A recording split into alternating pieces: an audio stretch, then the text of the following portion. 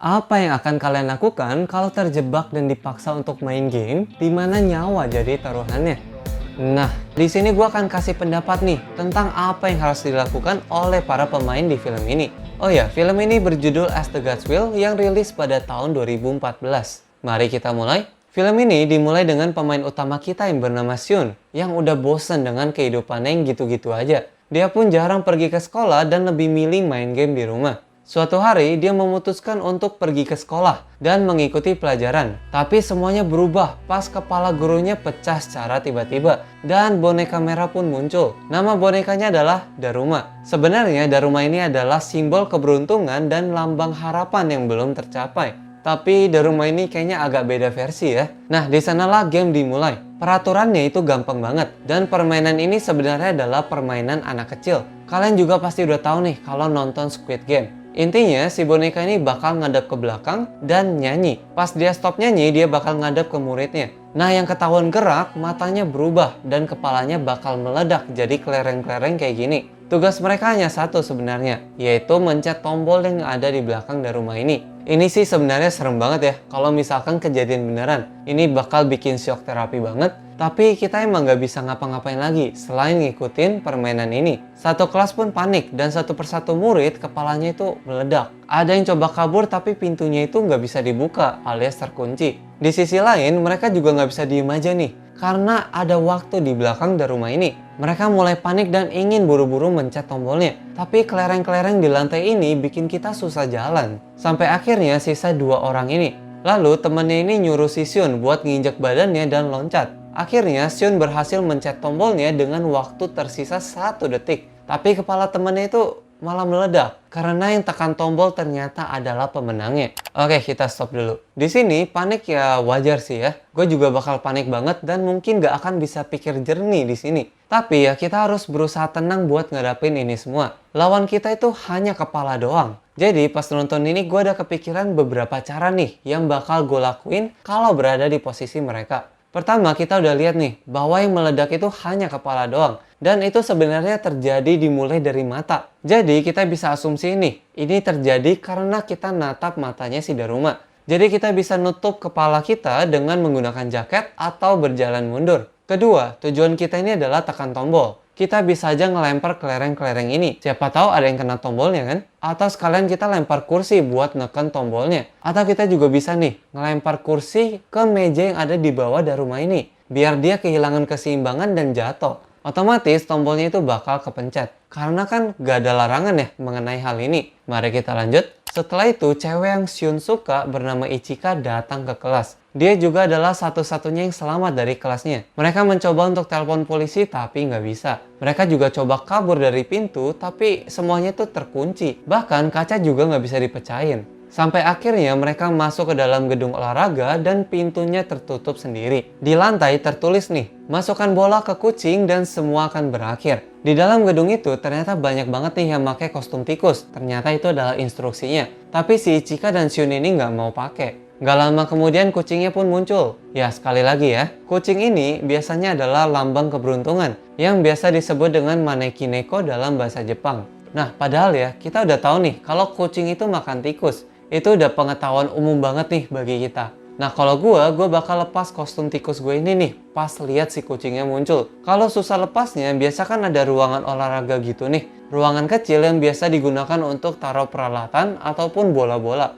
Nah kita bisa ke sana dulu nih buat ngelepas kostumnya. Setelah berlarian, Sean dan Ichika ini nemu bola bel yang ada timernya. Mereka pun akhirnya tahu misi mereka, yaitu lempar bola ke dalam ring di leher kucing itu. Seorang MVP basket ini coba lempar bola basket biasa dan masuk. Tapi pas dia coba lempar bola yang ada timernya itu, malah ditangkap sama si kucing dan dilempar balik ke dia. Karena takut, akhirnya semua orang ngelepas kostum tikusnya. Tapi karena udah gak ada yang bisa dimakan, akhirnya kucing ini malah ngincer si manusia biasa. Ichika pun sekarang dalam bahaya, sehingga Sean memakai kostum tikus untuk memancingnya. Saat berlarian, Sean sadar nih, dia bisa mendengar suara si kucing melalui kostum tikusnya. Kata si kucing, belakangnya itu gatel dan pengen digaruk. Sean langsung loncat ke belakangnya dan langsung garuk-garuk. Ichika dan yang lainnya pun ikutan. sampai si kucing tertidur. Tapi pas kucingnya tidur itu mereka malah berantem buat rebutan siapa yang bakal lempar bolanya. Mereka takut kejadian di rumah ini bakal terjadi lagi, yaitu hanya ada satu pemenang. Kucingnya pun akhirnya bangun dan mereka sekarang dalam masalah besar karena waktu udah sisa 1 menit lagi. Sean punya ide yang bagus nih. Dia ngebungkus bola timer pakai kostum, lalu dibungkus lagi dengan kulit bola basket.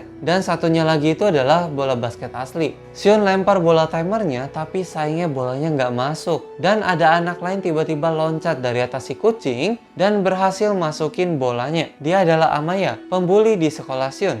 Tapi setelah itu Amaya malah bunuh semua orang di sana kecuali Ichika dan Sean. Sekarang kita tahu nih bahwa orang ini adalah psikopat. Dia pikir kalau orang lain itu hanya beban doang nih dalam game dan nggak pantas buat hidup. Lalu kucing tadi pun ngeluarin gas yang membuat mereka bertiga tertidur. Oke, kita stop dulu. Pertama, berantem buat siapa yang ngelempar bola itu hal yang konyol banget sih. Harusnya mereka bisa selesain game saat itu juga. Karena kita tahu ini berhubungan dengan bola basket yang berarti harus bekerja dalam sebuah tim. Jadi nggak mungkin lah cuma satu orang doang yang selamat. Kedua, kucing ini nggak mau kalau kemasukan bola bel yang ada timernya. Nah, cara yang paling aman nih adalah kita mengalihkan perhatian si kucing dengan memakai dan melepas kostum di beberapa titik yang berbeda. Karena kucing ini tuh butuh waktu untuk membunuh manusia setelah dia sadar tidak ada tikus lagi yang tersisa. Tapi pasangnya nggak usah disleting ya, biar gampang copotnya. Di sini juga banyak banget bola basket yang bisa kita bungkus pakai kostum tikus untuk ngalihin perhatian si kucing.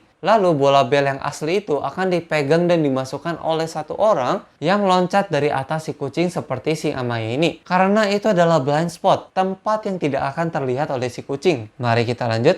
Kita diberitahu bahwa ternyata bukan hanya sekolah Sean yang seperti ini, tapi sekolah di seluruh dunia mengalami hal yang sama. Sudah lebih dari 10 juta siswa yang meninggal. Mereka yang selamat dinamakan anak dari Tuhan. Sean akhirnya terbangun dari tidurnya dan bertemu dengan teman lamanya. Ada yang mengetuk pintu nih. Lalu 4 boneka masuk ke dalam ruangan. Mereka mempunyai nama masing-masing nih. Mereka akan bermain game yang bernama Kagome Kagome. Jadi intinya gampang sih. Kita duduk dengan mata tertutup, lalu mereka muterin kita nih selama 10 detik. Terus pas lagunya berhenti kita harus nebak siapa yang ada di belakang kita. Tapi karena pria ini adalah yang pertama kali main, wajar kalau dia nggak bisa pelajarin polanya. Dan akhirnya meninggal karena dia salah nebak. Selanjutnya adalah si wanita yang juga gagal menebak boneka di belakangnya. Tapi ya, kalau kita udah pelajari polanya itu gampang banget sebenarnya. Asalkan kita jangan jadi yang pertama ya. Yang harus kita lakukan pertama kali adalah hafalin urutan boneka ini. Lalu mereka bergerak dalam kecepatan konstan. Kita bisa anggap aja ada 4 posisi. 1, 2, 3, 4. Nah, 1 detik pertama adalah transisi saat musik dimulai.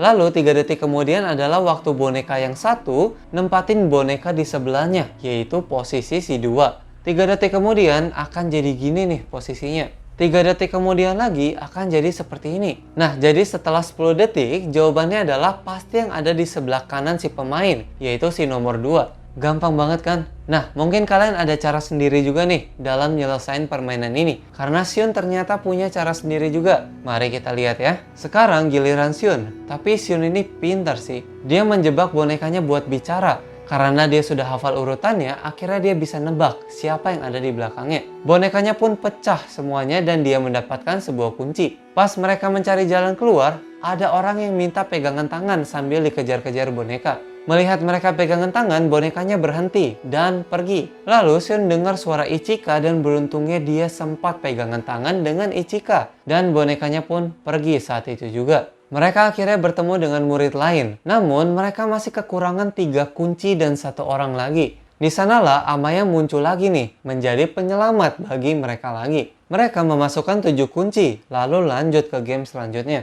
7 orang ini masuk ke ruangan yang dipenuhi dengan es dan beruang kutu pun muncul dengan skateboardnya. Lalu dia berkata, dia suka warna putih bersih dan benci dengan kebohongan. Permainan baru pun dimulai. Di permainan ini intinya tuh gampang banget. Semua orang harus berkata jujur. Kalau ada yang bohong, mereka harus nebak si pembohongnya dalam 2 menit. Kalau enggak, beruang ini bakal bunuh mereka. Pertanyaan pertama adalah makanan favorit mereka. Setelah udah dijawab, beruangnya bilang kalau ada yang bohong nih. Jadi mereka harus nebak si pembohong dalam waktu 2 menit. 1 orang telah dikorbankan karena ada yang bohong. Pertanyaan kedua, apakah mereka suka dengan Sean? Setelah semuanya menjawab, beruangnya marah lagi. Dan katanya ada yang bohong lagi nih. Nah, disinilah mereka pikir ada yang jadi pengkhianat di sini dan sengaja ingin bunuh semua orang di sini. Gara-gara itu, satu orang terbunuh lagi. Coba ya, kalian sadar gak di sini? Sebenarnya nggak ada loh alasan buat kita berbohong. Yang berarti memang ada yang sengaja nih. Dan kalau kalian sadar, pertanyaan si beruang ini tuh bukan pertanyaan dengan jawaban yang pasti.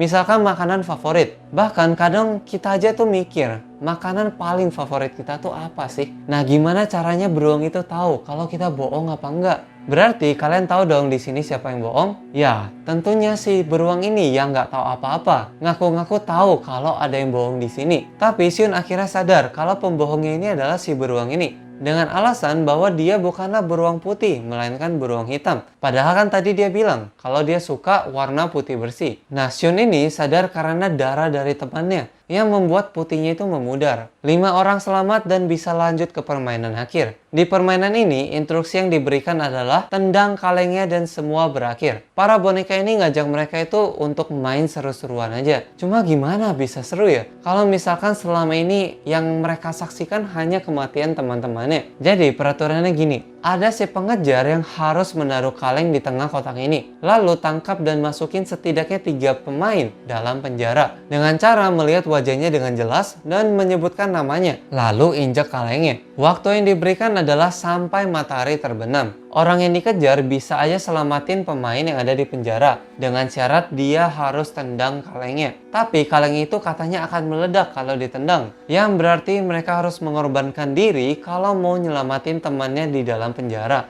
Permainan dimulai dengan mengambil stick buat tentuin peran-peran di dalam game ini. Kebetulan banget si pengejarnya adalah si Amaya, si psikopat ini. Game dimulai. Amaya ngambil kalengnya dulu di atas dengan cara menendang si boneka. Dan boneka ini nabrak si kaleng dan jatuh ke bawah. Lalu kalengnya ditaruh di tengah. Tapi kalian sadar sesuatu nggak di sini? Yuk, gua tunggu ya. 1, 2, 3, 4, 5. Oke, jadi tadi katanya kalau kita nendang kaleng ini, kalengnya bakal meledak. Yang berarti di dalamnya ada bahan peledak lah setidaknya. Tapi pas kaleng ini ketabrak si boneka, yang mungkin efeknya kurang lebih sama lah kayak tendangan, tapi kaleng ini nggak meledak. Gak ada efeknya sama sekali. Yang berarti peraturan itu hanya tipuan aja. Setelah itu dengan cepat si Amaya ini udah nangkep 3 orang. Sisa Shun sendirian. Nah, di sana Shun menemukan sebuah armor. Sebenarnya ini lumayan pintar sih ya. Karena peraturan nyebutin kalau kita harus melihat wajahnya dengan jelas kalau kita mau nangkap orangnya. Dia juga mungkin aja selamat dari ledakan. Tapi masalahnya dia itu susah geraknya. Karena armornya itu berat banget. Amaya samperin si Shun dan ngelepasin topengnya. Di sana Shun ngambil kesempatan buat ngikat Amaya pakai rantai, lalu menjatuhkan dirinya ke laut. Di sisi lain, Shun udah ngelepasin armornya di bawah dan udah naik ke atas. Amaya juga udah berhasil nih tarik armornya ke atas. Lalu mereka berlari bersama-sama. Shun pengen nendang kalengnya dan Amaya pengen nginjak kalengnya. Tapi ternyata tidak ada ledakan yang terjadi saat Shun menendang kalengnya. Lalu Amaya dinyatakan kalah dalam permainan karena dia gagal menangkap 3 orang sebelum matahari terbenam. Tapi ternyata kalah bukan berarti mati. Karena sejak awal boneka ini udah bilang kalau mereka itu hanya ingin senang-senang aja. Dan semua sudah berakhir. Sebagai hadiahnya, mereka diberikan es krim dan kembang api. Di sana, Shun akhirnya mengambil kesempatan untuk mengatakan perasaannya kepada Ichika. Namun, semuanya berubah ketika Ichika melihat sebuah tulisan nih di stick es krim itu yang bertuliskan mati. Sedangkan hanya stick es krim Shun dan Amaya yang bertuliskan hidup. Ya, permainan ini membutuhkan keberuntungan. Ichika dan 2 teman lainnya pun menghilang di depan mata Shun. Dan akhirnya Shun dan Amaya menjadi pemenang. Mereka berdua diberi julukan anak Tuhan. Nah, kalau kalian gimana nih? Apa yang bakal kalian lakukan di situasi seperti ini? Thank you udah nonton, sampai jumpa di video selanjutnya. Bye-bye!